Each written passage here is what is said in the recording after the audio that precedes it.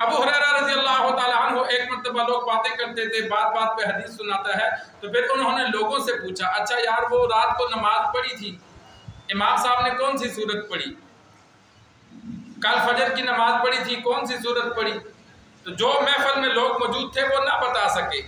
تو ابو ہریرہ رضی اللہ تعالیٰ عنہ نے فرمایا میں تمہیں 1 مہینے کی نمازوں میں امام نے جو کچھ پڑھا ترتیب سے بتا سکتا ہوں کہ اللہ نے آپ صلی اللہ علیہ وسلم کی اس دعا کی بدولت ذہن میرا اتنا تیز رکھا ہے کہ تمہیں رات کی نماز کا نہیں پتا، مجھے 1 مہینے کی نمازوں کا پتہ ہے کہ 1 مہینے تک میں تمہیں ترتیب سے بتا سکتا ہوں کہ فلاں دن امام نے کون کون سی صورتیں پڑھی تھی۔ یہ احادیث کی حفاظت اللہ نے اپنے ذمے لی، تو آگے بندے بھی اللہ نے ایسے پیدا کیے کہ جن کو اللہ نے ایسا حافظہ دیا، انہوں نے احادیث کو یاد کر کے محفوظ رکھ کے بعد میں کتابی شکل میں یہ ترتیب ہوئی۔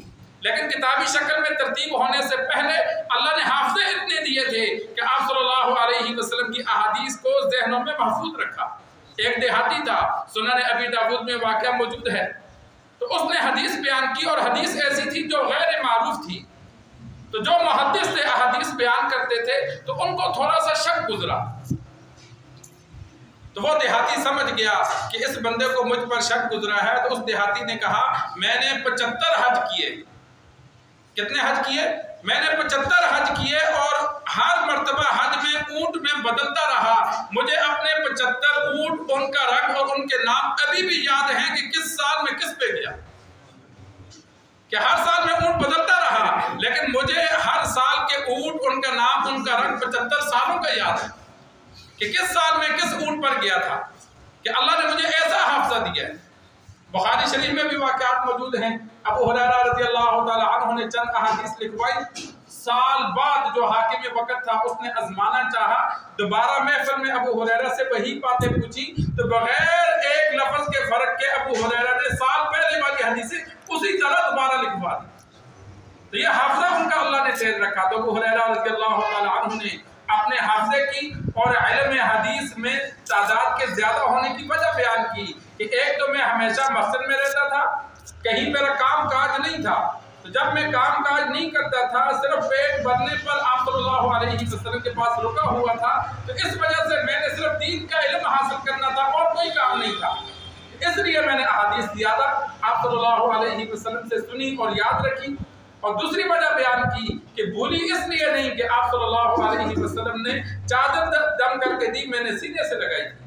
انسان ہوتا ہے نا کہ سنتا ہے رہتا ہے لیکن باتیں یاد نہیں رہتی، تو اس کا بھی جواب دے دیا کہ میں موجود رہتا تھا تو میرا حافظہ بھی قوی تھا کہ آپ صلی اللہ علیہ وسلم، اور یہ بھوکے بھی رہتے تھے، ان کو مرگی کے دورے پڑتے تھے، بیماری نہیں تھی۔ ایک مرتبہ یہ بے ہوش پڑے تھے تو لوگ ان کی گردن پر پاؤں رکھتے تھے اور ان کو دباتے تھے، جس طرح مرگی کے دورے والے کو ہم پاؤں ملتے ہاتھ ملتے، پھر گردن اگر ٹیڑھی بیڑھی ہو تو دباتے ہیں کہ کہیں اس کو دورہ سخت نہ ہو جائے۔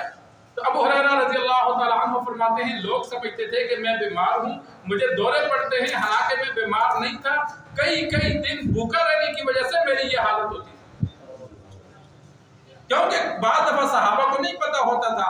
اصحاب صفہ تقریباً 70 بندے تھے جو صرف لوگوں کے تحائف پہ، ہدایہ پہ یا آپ صلی اللہ علیہ وسلم کچھ دیتے تو اسی پر گزارا کرتے، اور وہ مسجد ہی میں رہتے تھے، مسجد کے ساتھ ان کے لیے چبوترا بنایا گیا تھا۔ ایک مرتبہ ابو ہریرہ رضی اللہ تعالیٰ عنہ فرماتے ہیں شدید بھوک لگی تو میں باہر بیٹھ گیا، ابو بکر رضی اللہ تعالیٰ عنہ آئے تو میں نے ایک آیت پوچھی، مجھے آتی تھی، میں نے اس لیے پوچھی کہ شاید یہ سمجھ جائیں کہ مجھے بھوک ہے، کچھ کھانے کو دے، لیکن انہوں نے آیت بتائی اور چلے گئے، میری حالت کو سمجھ نہ سکے۔ پھر عمر فاروق رضی اللہ تعالیٰ عنہ آئے، میں نے پھر پوچھی، انہوں نے بھی مجھے بتائی اور چلے گئے۔ پیچھے سرکار دو عالم صلی اللہ علیہ وسلم تشریف لائے تو آپ صلی اللہ علیہ وسلم میری حالت کو دیکھ کر سمجھ گئے، فرمایا ابو ہریرہ میرے پیچھے آ۔